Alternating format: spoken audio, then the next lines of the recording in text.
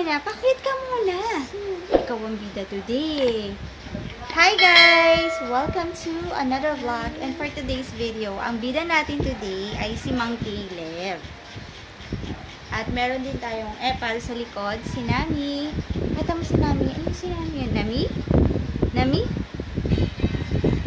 So, in today's video guys, si Mang Caleb ang bida natin. As you see, pakita mo muna yung hair mo.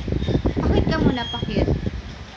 Yan. At dahil nga ECQ tayo ngayon, hindi tayo makakalabas para mapagupitan si Mang Caleb. Kaya, ang gagawin namin ni Habi, kaming dalawa na ang magugupit kay Mang Caleb. And, pagsubok to sa amin kasi nga, hindi namin alam kung paano to gugupitan si Mang Caleb dahil sobrang kulit ni Mang Caleb. And madalas talaga pinapagupitan namin siya sa labas. Yung talagang nag-handle ng mga bata pag nagugupit. Sila talaga yung, alam niyo yung magaling. Tapos meron silang car na sinasakyan para yung attention talaga nila is doon lang talaga nakafocus, tas may pinapanooran sila. So ngayon, hindi namin alam kung paano yung gagawin namin kay Caleb para hindi siya ganun malikot. Pero sige, tignan natin. Ready ka na ba? Ha? Ready na ito? Ready ka dito? Ready ka na magupitan? Hi ka muna. Hi guys. Hi guys. Hi guys. Tingin sa camera. Caleb, tingin sa camera.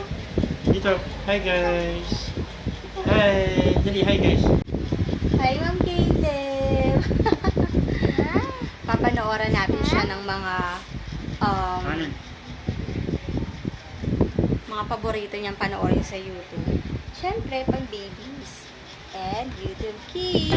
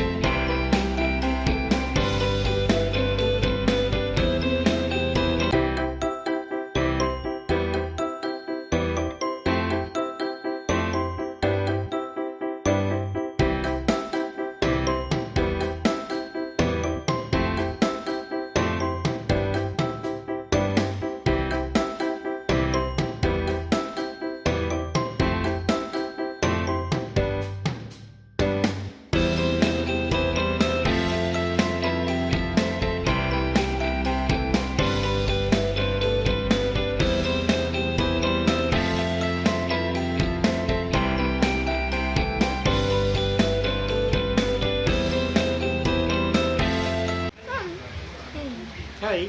Ikaw na end ng video. Ako na. Mm. Iya ka. So, ayun guys, medyo late na kami nag-end. Kasi nga, si Caleb kanina sobrang kating-kati. Tapos, yan, pinaliguan ko. As you see, failed yung aming paggupit sa kanya. Nauwi sa kalbo. Hindi kasi nagustuhan ni Papa yung, alam niyo yun, hindi ka naman kasi diba marunong mag-haircut.